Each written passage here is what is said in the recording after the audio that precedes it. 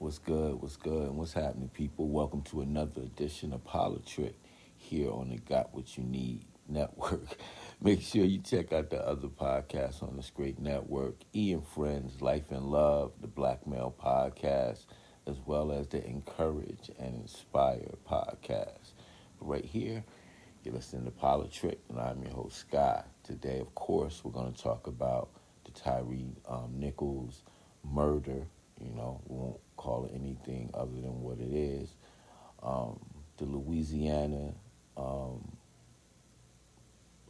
prison system, Department of Corrections, they have to answer some questions in regards to purposely and systematically keeping prisoners longer than their required time, and in many cases more than 90 days or 3 months after their due date. We'll talk about that. And back at my old alma mater, New Brunswick High School, a different building. This one is on, I think, Route 27. We were on Livingston Avenue between 9th and 12th. But same high school, a woman is 29 years old and was posing as a student there. So we'll talk about that as well. But let's go ahead and get into the Tyre Nichols, just tragic and just horrible murder. The police officers involved, who are now ex-officers and all been charged with second-degree murder, are Demetrius Haley, Desmond Mills Jr., Emmett Martin III, Justin Smith, and Darius Bean is the last one.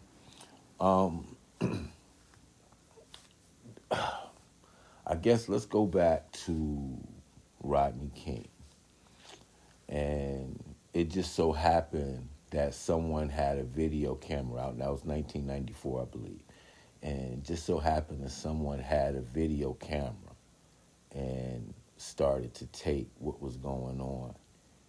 And we saw firsthand what many people in urban areas and even some non-urban areas have been saying years prior to that, right?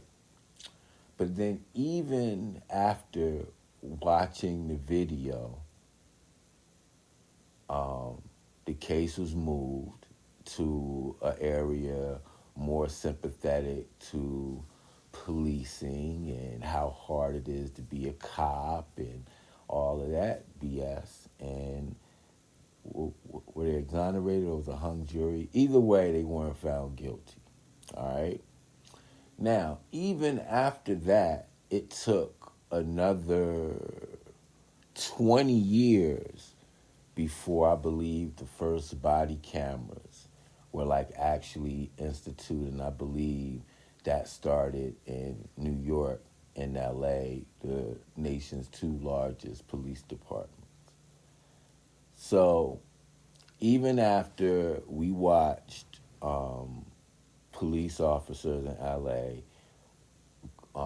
go off with batons on the black motorist, Rodney King, I don't care what drugs he was on or what he was supposed to be on or whatever.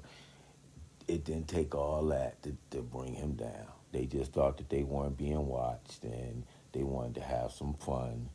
And from that, everybody want to talk about the riots and all of that kind of stuff when the focus should have been on the police department, the climate, and leadership.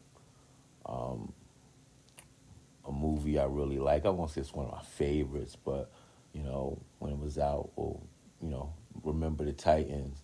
And I remember, the locker room scene with the guy in Wood Harris's character. And he was going on and on about, Wood Harris was going on about how, the white linemen weren't blocking for red. And he was like, so, because of that, I'm going to get mine. I ain't worried about this team. Damn the team. And he was like, oh, that's just such a bad attitude, a horrible attitude to have. And he was like, attitude is a reflection of leadership, captain. And when I see cases like this, I always look at who is their superior. And now you're going to tell me that there's any space in between the way these guys think and their direct superior think. And now you want me to believe that he wasn't or she wasn't sending them out there to be this scary group of special operational officers within the Memphis Police Department. And from what I understand, they wasn't even supposed to be making traffic stops. Like, they were supposed to be going after bigger cases, drug cases, gun cases, distribution, like big things like that, versus alleged reckless driving traffic stop that even the Memphis Police Department say they don't even have any type of video proof to say that Mr. Nichols had even done that to even warrant him being pulled over, better yet, like beaten to death. And at no time was he fighting back. The whole time he's asking, like, what did he do? Letting you know, like, that he's in pain. He's calling for his mother. And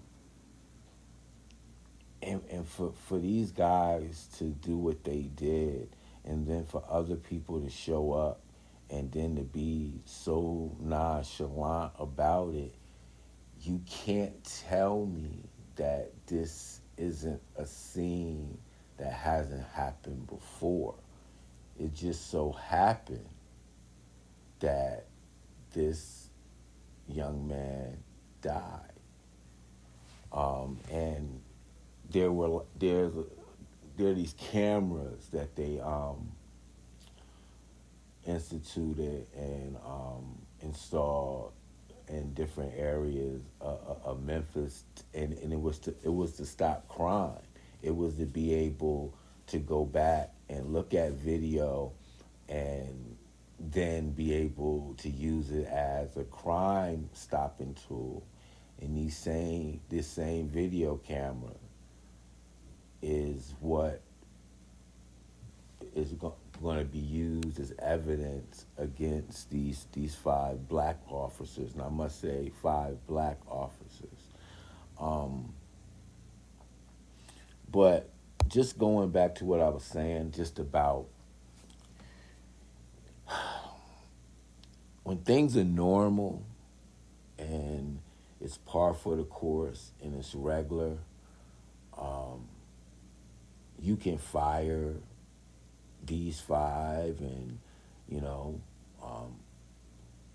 you could even disband the whole unit that they were supposed to be, they were supposed to be.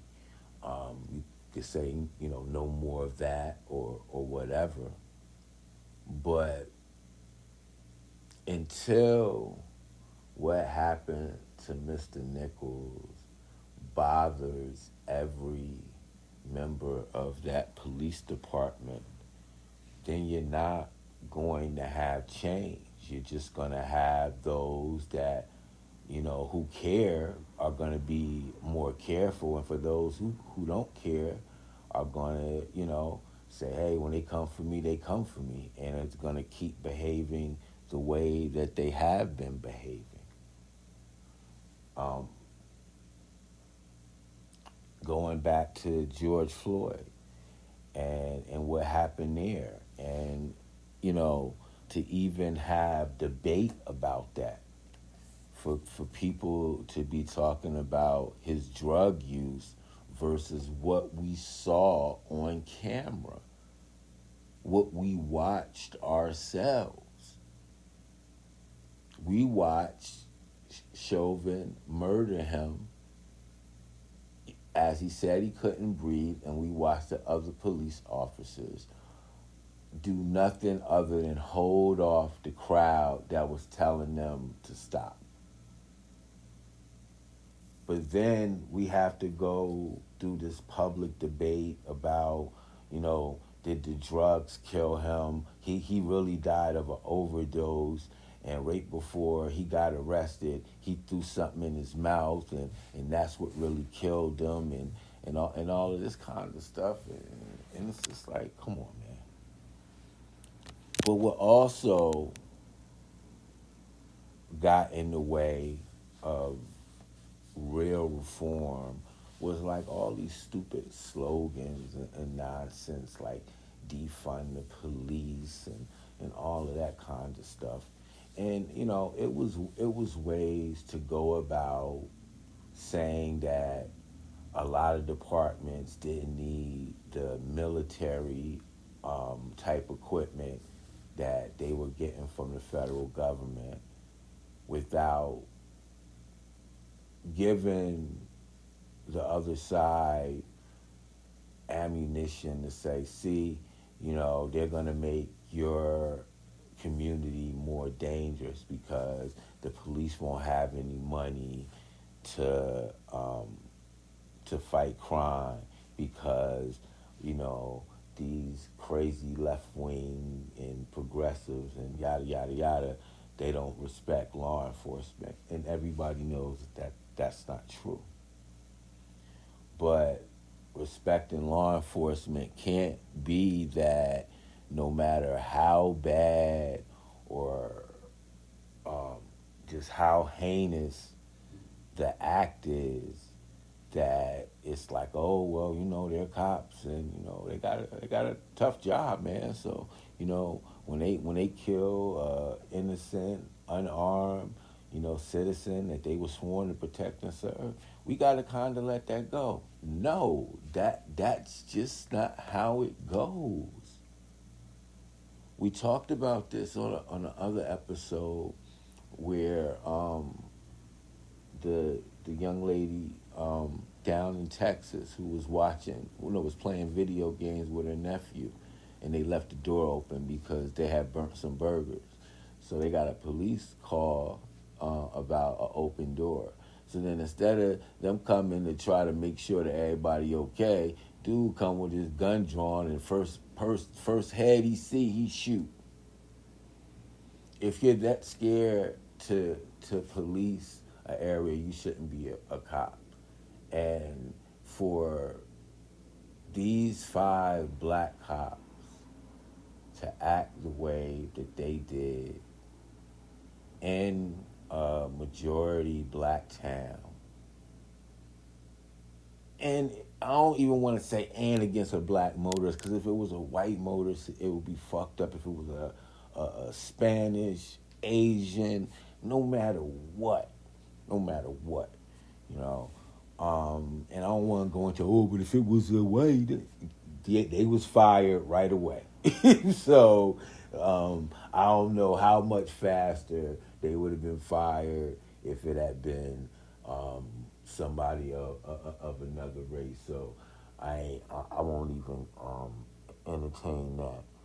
But to know and to see how comfortable and just how nonchalant and just carefree they were about their actions. How many did they do this to who was actually a criminal, who decided, I'm going to take the ass beating long as they don't, take me downtown. I'm going to take the ass beating, let them take the drugs. Fuck it, they ain't arrest me or whatever. And we know this go on. But here was a young man, and in those cases, that's wrong, what they did when they do that as well. You know, I guess it's easier to digest because you feel like though those that were assaulted didn't die and didn't say anything or whatever. Um, but before I get too far off, I just want to say that until we hold police departments to a standard of policing a city the same way, and they'll say, well, you know, it's areas of high crime. You want to know why? Because you don't come there until after you get a call. If you would go to those areas, make yourself known, and just patrol, then you wouldn't be looked at as a threat. But you come there, you come there on a call, and then sometimes even the people that call you are looked at as threats to you. So until like all of those different dynamics change in regards to leadership, in regards to training, in regards to teaching, in regards to the climate of policing itself, or whatever, we're going to have more cases like this. And so what? We're getting cases to where they're found guilty. That don't bring back the people that they killed. And if we could just say one, because somebody decided to step in and, you know, and do something about it. And look, I know what they do to whistleblowers in various police departments all across the world.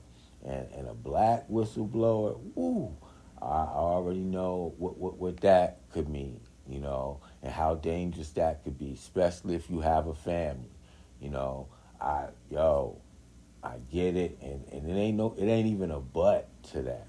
You know, you can't speak on anyone's life and what they should, who and what they should put in harm's way, or what have you. So that part I'll kind of keep my hands off of, and you know, just out of respect for that, like I don't know anything about that. So I'll let that, you know, I'll let that go. But what I will say is, um, until um, the majority of the police departments in this country decide that we can't do we can't do our job the way it had been traditionally taught to do, you will continue to have cases like this. The outrage will go up, and then it'll go down.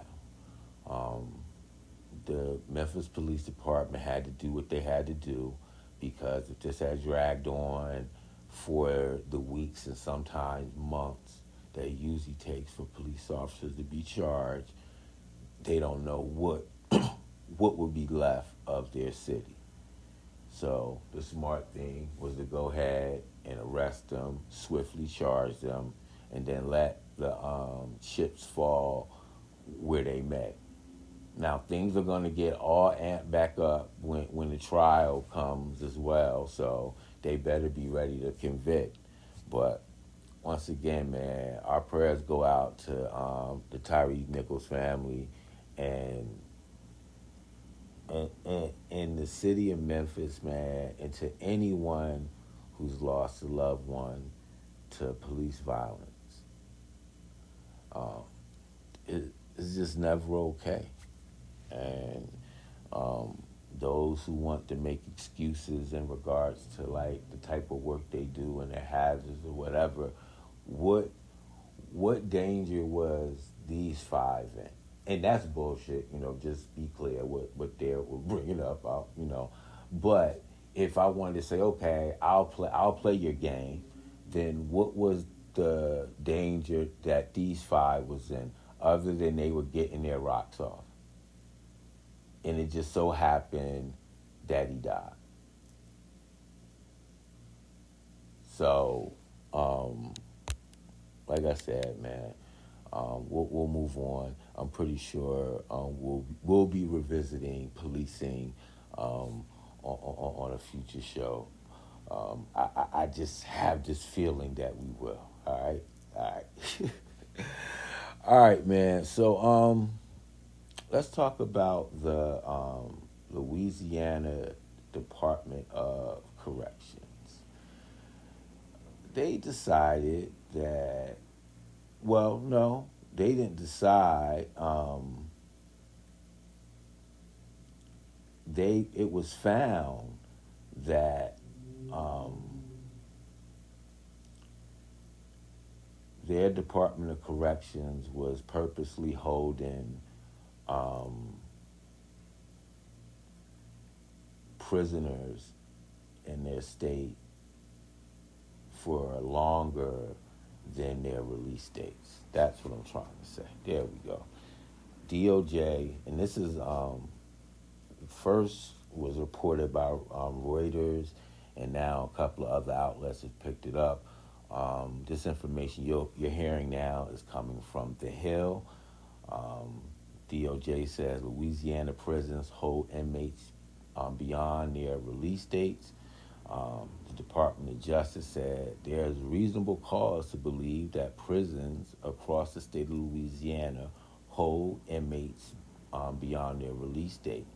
It was found that they deny individuals due process to a timely release from prison and failed to implement adequate policies and procedures within its correction facilities, causing systematic over detentions of individuals. Um, in a 4-month period between January 2022 and April 2022, 26.8% of people released from the LDOC's custody were held past their release date, according to the news release. Out of the over-detained individuals, 24% were held at LDOC correctional facilities for at least 90 days. Um, and the median number of days inmates were detained past their release date was about 29. And in just this 4-month period, they've had to pay parish jails an estimated $850,000 at a minimum in fees for the days those individuals were incarcerated beyond their lawful sentences. And this basically costs the state $2.5 million a year. All right, so many layers to this. But you see that the only people that's benefiting financially are the jails, because they're saying, hey, they supposed to be getting out of here. It's already overcrowded, so on and so forth, or whatever. It's nothing about any type of compensation for any type of lost wages that any of these individuals would have lost from getting out, since it's very likely they would have been mandated to have to get a job to start paying back any type of parole, probation, restitution if they have it, or whatever. But instead, they're still sitting in a jail in a dangerous situation, and to which they could possibly get in trouble and then have their time extended longer, all while they were supposed to be released in the first place. So the fact that this report also said that this has gone on, like what I was talking about and what we're talking about now is just that 4-month snapshot. But what the DOJ also said was that this was done on purpose, and it's been done for almost a decade. And they had been warned in the past that what they were doing was wrong and they needed to cut it out, and they still hadn't. And now, only because they are being threatened with a federal lawsuit, are they now starting to act a little better. But I guarantee you, there's still situations to where people are being held. They know they're being held too long, and they don't care because that's free labor, and they not giving it up until the very last drop. All right. Okay, man. I don't know. When it was time to graduate high school, I was good, and I wasn't trying to go back. I wasn't trying to go back as an old student and be around the young kids. None of that. Well, at my old alma mater, New Brunswick High School, a 29-year-old. This is according to MSNBC.com. A 29-year-old woman was arrested last week after she spent 4 days fraudulently enrolled in New Brunswick High School as a student, the school district officials said. The woman who New Brunswick police has identified as Hee-Jong Shin of New Brunswick was charged with one count of providing false government document with the intent to verify one's identity or age. Police say she showed a false birth certificate with the intent to enroll as a juvenile high school student. New Brunswick Public School District Superintendent R.B. Johnson said Tuesday at a school board meeting that Shin had attended New Brunswick High School for several days before she was caught. Last week by filing some false documents. Damn. An adult female posing as a student was able to enroll in our high school. Johnson also continued to say, we're getting some reports that this was in an effort to lure women, young girls really, not even women, for sex trafficking. We don't have any verification on that being the motive, and we don't have any motive at all. We'll follow up on this story. But to me, that's a very, I guess, sensible conclusion to come to. You know, acting like you're one of them. Hey, won't you come hang out with me? My parents don't mind or whatever. They get there and there's some grown men there, you know, from another country or whatever, already got they network set up or whatever. And these young ladies and sometimes even young men may never be seen again.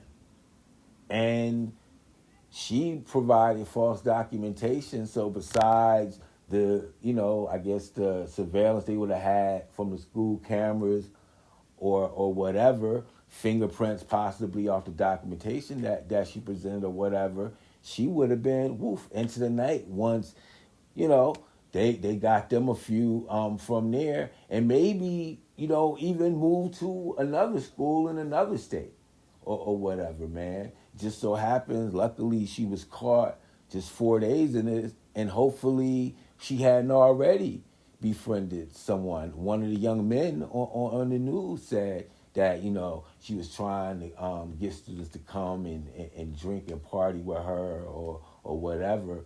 So, and that some students had exchanged personal information with her. So they still might be in danger or whatever. So very, very strange, interesting story out of New Brunswick, New Jersey. 29-year-old 29-year-old woman posing as a student for almost a week before she was caught. Made some contact with some students in the school, but so far we haven't heard of any criminal activity other than what she's been charged with so far, and that's presenting that false information to verify name or age or whatever. So we'll have more to come. If there is more to this story, as well as we definitely be following up on the Memphis police story. And Louisiana DOJ, I got to get it together, man. I mean, y'all already have one of the worst penal systems in the world. And then you make them stay another 3 months because you want to. And for the DOJ to only be threatening them with a lawsuit. Wow, man. Tongue twister today is crazy. Like, it should already be a lawsuit on any and everyone that was held even one day beyond what their release date was supposed to be. All right, man. That's my time. We'll get at y'all next week. Appreciate the support. Please, log on and leave a comment and let us know what else that y'all would like me to discuss on future episodes as well. Don't forget to support the other podcasts on this network as well. Ian Friends, Life and Love, the Black Male Podcast, the Encourage and Inspire Podcast. And of course, this is Politricked, hosted by yours truly. Exposed TV coming real soon as well. But that is my time. I'll see y'all next week. Peace.